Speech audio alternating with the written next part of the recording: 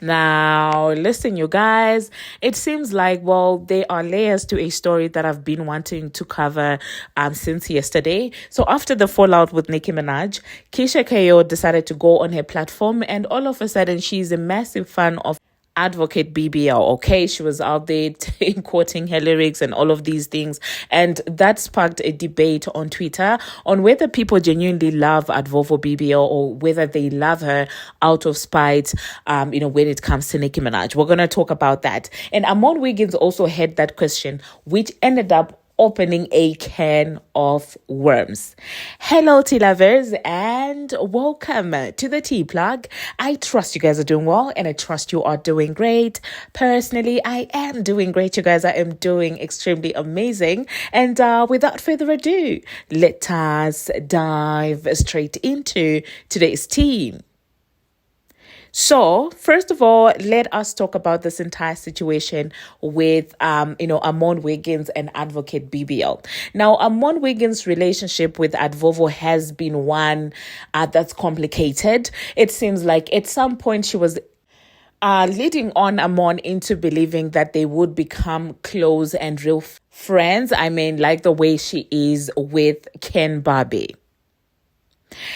It seems like, well, as years went by, Armon wasn't loyal enough to the liking of Advovo BBL. I mean, he wasn't always singing her praises, okay? He was out there still trying, to be a little bit objective when it comes to the other female rap girlies. I mean, when it comes to Nicki Minaj, he did an entire 360. Now, speaking about Nicki Minaj and Armon Wiggins' relationship, okay? Or rather, Armon Wiggins' one-sided relationship with Nicki Minaj. Things went crazy when Nicki unfollowed Armon, to the point where I guess he kind of felt like, Nicki, how dare you unfollow me? Now I'm going to support you Advovo BBL out of spite. And that's how he ended up switching to Advovo BBL's side. But Armon being Armon, he has main character energy, if you know Armon Wiggins, okay? So I guess when he went to that side, he realized that there are too many other people that want to be in the spotlight. And I cannot get along with Missy Lee. I cannot get along with Ken Barbie. So it was not working out. On top of that, he wasn't singing enough praises to be, accepted in the inner circle, okay? So that's how that went down. So after everything happened, he also became salty. So imagine you were a fan of this girl, this girl unfollows you and you start to support the other girl out of spite, and the other girl still keeps you at arm's length. She's not putting you in her inner circle. And I guess at some point it felt not nice, as Donald Trump would say. And so after that, you guys, that's when Armon started flip-flopping, okay? One day he's pro Nicki Minaj. I guess he was trying to find objectivity in his reporting. And I will not fault him for that because, if you were once very biased towards one person, when you now try to find your balance as a blogger and to find, to try and be objective, it may look like you are flip-flopping because the fans are used to you picking a side and putting your job aside to say that I'm a blogger, I'm just going to be neutral. This is my stuff of bread, because that's his job. That's what he does, on a permanent basis. Okay. And so I feel like people that have that as the main job, you have to be a little bit objective. You cannot afford to be flat out biased. And I feel like he kind of realized that a little bit late and he tried to do the objective thing, but honestly, I'm not mad at him for trying to balance it out because when he was back to trying to be objective, guess what? Nicki didn't hold it against him. Nicki would still say when he says something that she agrees with, she would like it, And even after years of dragging her, Nicki still went on station head with him. Of course, there were some lashings there, but you could tell that Nicki wasn't taking any of those things personal to the point of trying to call where Armon is working to say, don't work with him. She was never on that type of timing. But when you actually look at it, Armon was more horrible to Nicki Minaj in comparison with Advovo BBL. But Nicki was still graceful enough to still listen to what he had to say and still treat him at least like a human being. Now, the same cannot be said for Advovo BBL, because each time Armon tried to be critical about her or her work, each time Armon would try to praise Nicki Minaj, it was an issue with Advovo BBL. Down to the point where there was a little bit of back and forth between him and Ken Barbie. And then that's when the leakage happened with the phone calls, okay? When they told him that actually we have been recording you. And that didn't sit well with Armon Wiggins, because he kind of realized that from the beginning, these people never rated him. And he was hurt.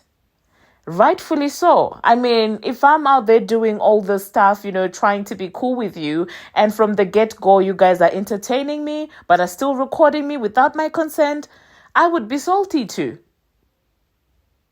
But objectively speaking, if you're also moving back and forth between two people, clearly you don't know where you want to be loyal and you don't know how to be objective. If I was at Vovo BBL and Ken Barbie, I wouldn't trust him also. So I'm just trying to play the devil's advocate with everyone to try and see where everyone was coming from. So from their end, they were like, well, if you were so quick to switch on Nicki Minaj because she unfollowed you, what are you going to do when I unfollow you? Or when we fall out? Because the thing with it is, even if you're friends, at some point you're gonna, butt heads, you're gonna have issues. So are you just gonna run back again and switch to the other girl? So they recorded him for that. They never trusted him for that. They never really fully embraced him into their inner circle like that. So I kind of also get where they were coming from. But I also get where Armon Wiggins was coming from, because he's like, I'm giving you my loyalty. I'm saying that, you're this great. Even if you and I know that you're not that great, I'm using my platform to make it seem like you're this massive star. And I'm talking down on someone who's actually talented just to propel you and to put you up to a position that you're not. So the least you can do is not record me. This is where Armon Wiggins was coming from. Because let's be honest, okay? A lot of people who praise Advovo BBL, they know deep down that when it comes to talent, she does not compare to Onika. So it hurts them when Advovo BBL does not reciprocate or does not acknowledge them, or at least is not appreciative, because they're like, we are lying for you. We are being called clowns for you. Because, when you stand and say that Advovo BBL is a better female rapper than Nicki Minaj, people will call you a clown. And they were willing to do all of this for you. He was willing to do all of this for you. So I get why he's hurt. So since the leakage of the phone calls, things have not been the same when it comes to Armon. He made it clear that he's not loyal to anyone, and he's not loyal to Nicki, neither is he loyal to Advovo BBL. And now it's the fan bases. They are tossing him around. They're like, we don't want him. You take him. That's the Babs. And the Body Gang are like, we don't want him. You take him. So it's literally just a game of volleyball with Armon Wiggins being thrown over and behind the volleyball net. Okay. And so you guys know that recently he's been working with Angela Yee. I don't know if it's a permanent gig. I don't know if it's just like he's being called in, but he's been doing his thing. Now, one thing you can say about Armon Wiggins is, like, when he does serve it up, it's entertaining. He knows how to entertain. You may not agree with a lot of things that he says, but he's a very entertaining person, how he delivers it. I'm just going to try and be objective with this, to be honest. So I guess, that didn't sit well with Advovo BBL, to the point where she allegedly had to call up Angela Yee to take that opportunity away from Armon. Like, how dare you ask this person that doesn't like me about me? Imagine if Nicki Minaj were to say that to people. The Breakfast Club would be left with no content. Elliot would be left with no content. Vlad would be left with no content if Nicki were to do what Advovo BBL is out there doing. What do you mean we cannot ask people that don't like you about you? He's still a blogger. Okay? We can't just ask people that like you about you. That's not how the world works, sweetie. Okay? Even in school, even in corporate, you do not get to choose which boss appraises you. You don't. Even the one that doesn't like you. If he's the one you were working with, guess what? He's going to write your appraisal, okay? And that's how it works in real life. Like, I do not know what kind of bubble Pacific created for this girl to think that, well, everybody who speaks on her should only be speaking positivity. Blogs and tabloids don't work like that. And this is the part where it's important to give artists PR training, media training, so that they know that the world does not really revolve around them. People will have opinions, and you cannot be loved by everyone. You are not money. You aren't. So to expect people to love you, I mean, you didn't even love your own face. So why should you think that everybody is supposed to love you? I mean, but anyway, that being said, after the Keisha KO incident, Armon Wiggins tweeted something to the effect of, genuinely speaking, do people really like Advovo BBL, or do they just like her out of spite with Nicki Minaj? And of course, Advovo BBL fans started to respond to that, to quote that tweet by all those tweets that Armon was praising Advovo BBL when it comes to numbers, when it comes to rapping, all those times that he used to praise Advovo BBL. Now, the funny thing to me is they were quoting his tweet by the tweet of him praising Advovo BBL as if it was a gag to Armon. Meanwhile, it's actually not a gag. Because to me, I took it as someone who's admitting that, you know what, actually, all that time that I was giving this woman praise, I was doing it out of spite to Nicki Minaj. So you quoting with the part where he used to be praising that girl is not you gagging anything. You're not doing anything. You're just proving his point. He's saying all those times he was doing it out of spite. So you're not proving anything. To me, it sounds like a confession of someone who's saying, actually, guys, I'm tired of being delusional. I'm tired of being called delusional. I'm tired of playing like, I'm a crazy person. So you guys shouldn't be quoting Armon Wiggins, tweet with old tweets of him praising Advovo BBL. But I guess that didn't sit well with Advovo, because that's when she decided to come on Twitter Spaces, spazzing out, stuttering, stammering, issuing out threats like they're gifts, like she's Oprah, like you get a threat, you get a threat, you get a threat. I'm calling Angela Yee, taking out bread from your mouth. And this is exactly who they say Nicki Minaj is. And we watched it happen in real time. And guess who didn't have the energy to post about it? It's Lauren LaRosa and Charlamagne the God. They won't cover that. I cannot picture myself being pregnant and shouting and screaming and stuttering and doing all of these things. Girl, what are you doing? And what's the horrible thing that Armon Wiggins said that is making you spaz out like that? I promise you, whatever Armon might have said about you is a quarter of the things and the disrespect that he has dished out to Nicki Minaj on your behalf.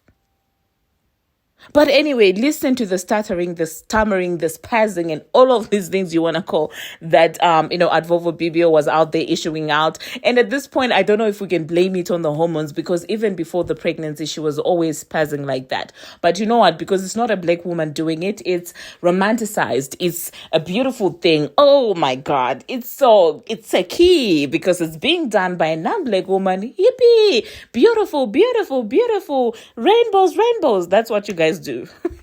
But anyway, I will insert what she had to say, you guys. I don't think that I'm going to be coming back after this. But thank you very much, you guys, for watching. And let me know what you think about this entire Armon Wiggins debacle. Who do you think is in the wrong, okay? Is Armon justified for feeling the way that he feels? And is Advovo BBL and Ken Bobby also justified for feeling the way that they feel? Personally, I understand where both parties were coming from, because I really, truly do not have a dog in this fight. So I'm able to look at this objectively to say that, well, if I was Armon and I was doing all of that for you, I would feel some type of way. And I can also tell that, well, if I was at Advovo BBL and you're snaking someone who hasn't done anything to you like that, well, I cannot trust you. So record. The phone conversation is what I'm going to do. Until my next one, see you.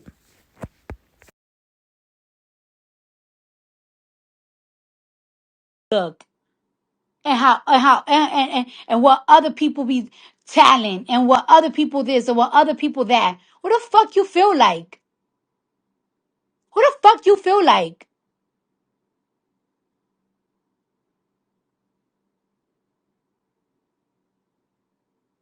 You look like 15 different characters, my nigga. You talk all that shit. What you got to show for? Fuck you showing that fucking weak ass apartment for? Shit's like 3,500 for a 1 bedroom. Fuck you showing? All that shit you talk about people and that's what you got to show off for? You could be so much further in life. You could be.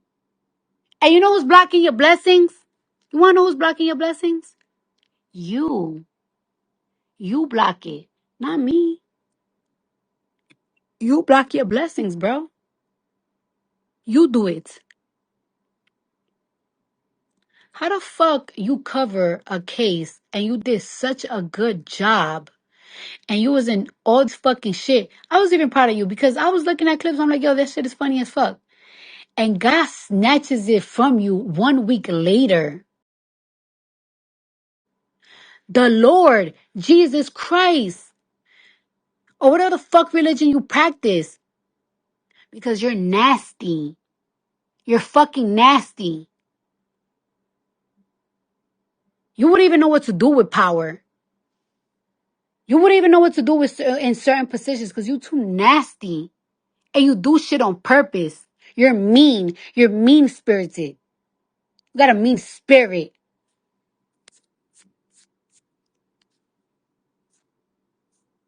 But I don't give a fuck how mean you are. You ain't fucking with me. You ain't fucking with me.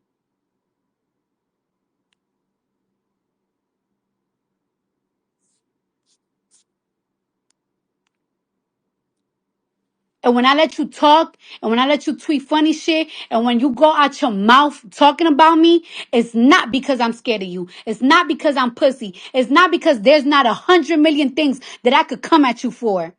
When it comes to everything, up and down, nigga. It's not because of that. I let you do what you do because it's not that thing. But enough.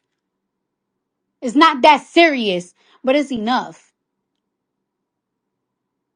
It's enough. I'm not tough.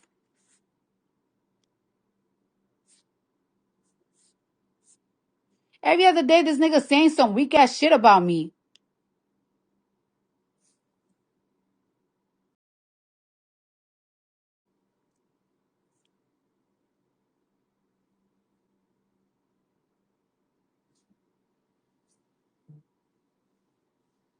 Somebody said because he don't speak in her favor. No, bitch, because this nigga think he could bully me. You don't gotta speak in my favor. But you think you could bully me. Who the fuck you feeling like? Always picking on me, always picking on this guy. For what reason? I hope you don't be picking on Ken because you think he's a weak link. He could read you down. He don't choose to. For what? What they gain out of what he gain out of that? Nigga got a whole fucking man, 6'4", whatever the fuck Quan is. Got a whole man, 6'4", out here trying to learn how to cook, trying to buy his little house in Virginia, trying to buy his fucking fire ass car. Nigga, ain't nobody going back and forth with you. You grown, you finna be 40. Finna be 40.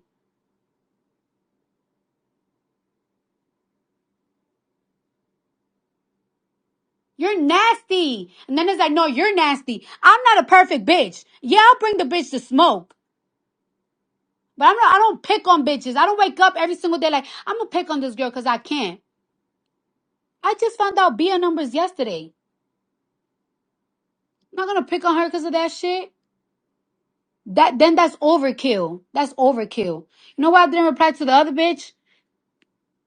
Cause bitch, I'm gonna reply to you on my time, like I did again.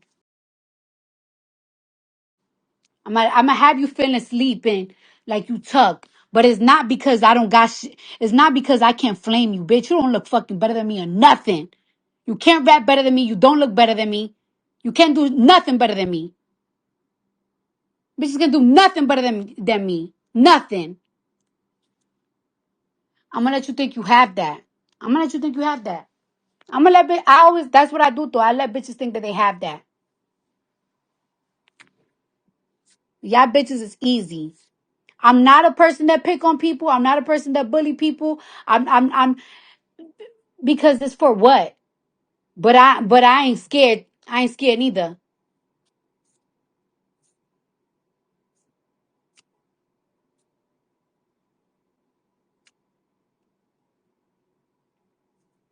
I'm tired of it. I'm tired of that shit. I know y'all hate that I'm addressing it, but it's like, yo, you're not gonna keep fucking picking on me.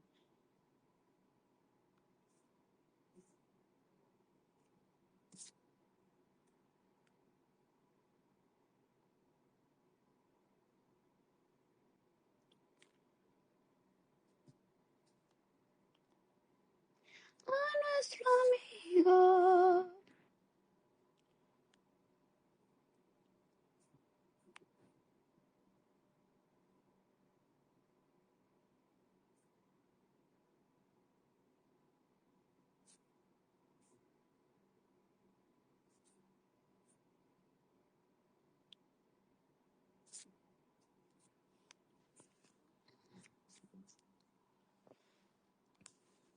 Checking in on these. I don't know if I want to buy this shit right now.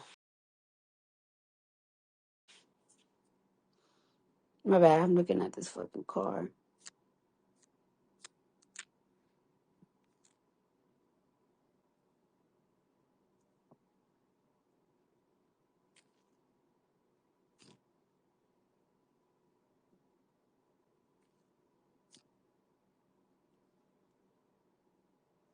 All right. That's all I wanted to say.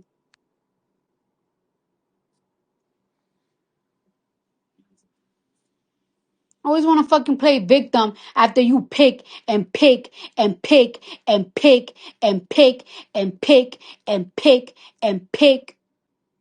Look for a tweet when I'm fucking subbing this nigga. Look for a tweet when Ken Barbie subbing this nigga. No. And it's funny because you'll be thinking that Ken Barbie can go toe to toe with you. He can't. You know, Ken Barbie's a nasty reader. He's a nasty reader.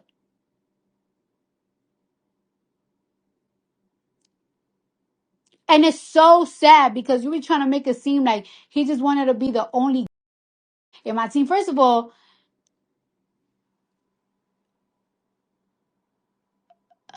that don't even make sense. My stylist is. I'm very close to his assistant. Also, my cousins, my godfather's nigga that will smack the shit out of anybody. Everybody's scared of him in set with Gaff. An old school gay nigga that he's in his 50s. I know too many gay niggas. Oh, no, you think that Ken Barbie's an easy target. And he's not. He could read you. And he's younger than you. And y'all probably, he probably making more money than you. Probably. I don't know.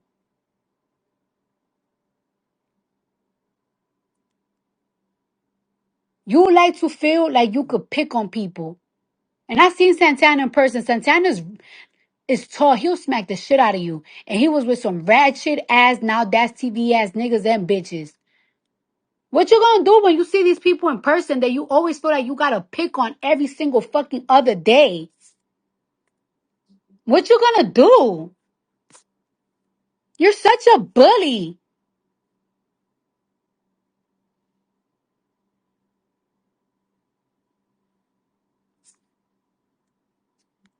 Such a bully. The internet be having y'all motherfuckers in a shield like a pope.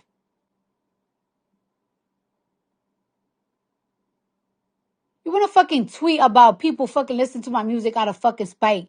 Nigga, millions of plays out of spite? You think 7-year-olds is listening to my music out of spite? You think bitches in their 60s is listening to my music out of spite? Every other day wishing some shit on me. Telling bitches to sue. I wish a bitch sue me. So real shit could get exposed for real. Cause I don't lie.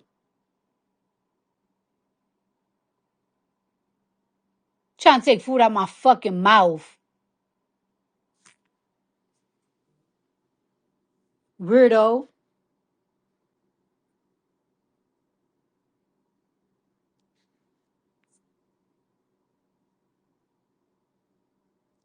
Somebody said Cardi's pregnant, crashing out on spaces every other day. Sounds pretty psycho. No, that's not me, bitch. This is not psycho. This is not no psycho shit. This is me addressing somebody. Addressing somebody is not no fucking psycho. You see what these people do. Whatever somebody does to me is something that it could be proven. I'm replying back. This ain't that. Shut the fuck up. Get out my fucking spaces. Go tuck.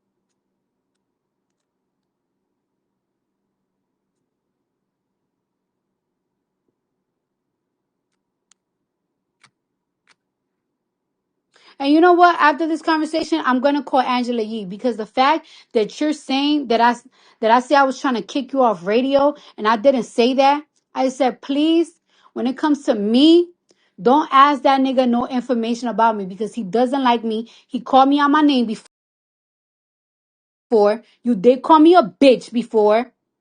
And I told you who the fuck you calling a bitch. Cause I don't that's one thing about me. I don't like when men that I'm not fucking or if I'm not cool with calls me a bitch. If I ain't cool with you, don't call me a bitch. I take that shit very personal. I'm very old school. I'm a old school bitch. Don't call me a bitch if we beefing. Cause now I gotta get niggas for you.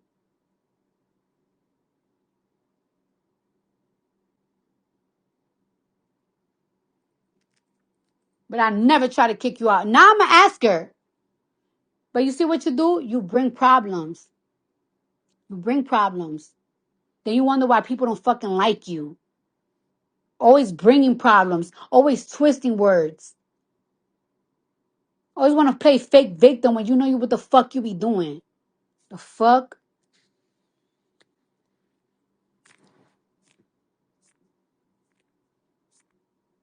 Saying I try to kick you out. No, the fuck I didn't. I bet she won't say that shit in my face. And you think that I'm scared to address it? I address it, nigga. I know what the fuck I said.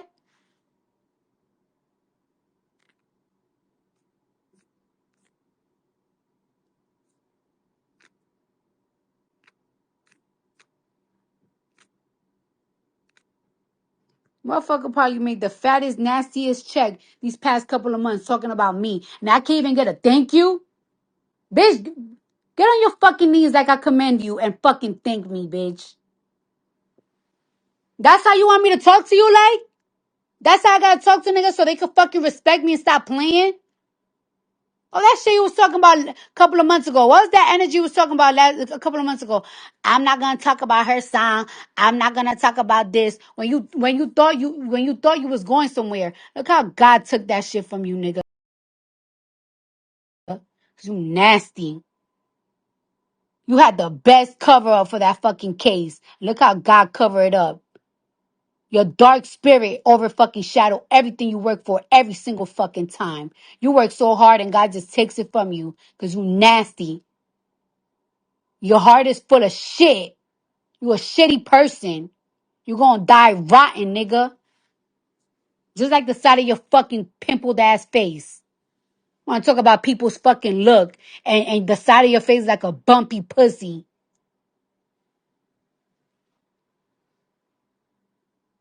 Go get some fucking tender skin before you ever fucking talk about people looks and shit like that. Who the fuck be telling y'all niggas is T? You not T. Not fucking T, bitch. Who the fuck told you that? I wanna talk about how I look. I wanna talk about how Ken look. I wanna talk about how everybody look.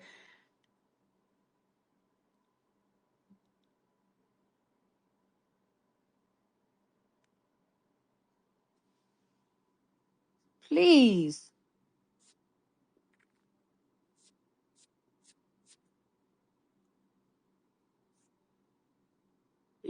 Let me stop because I could get real nasty for real. Let me stop before I get real fucking nasty for real.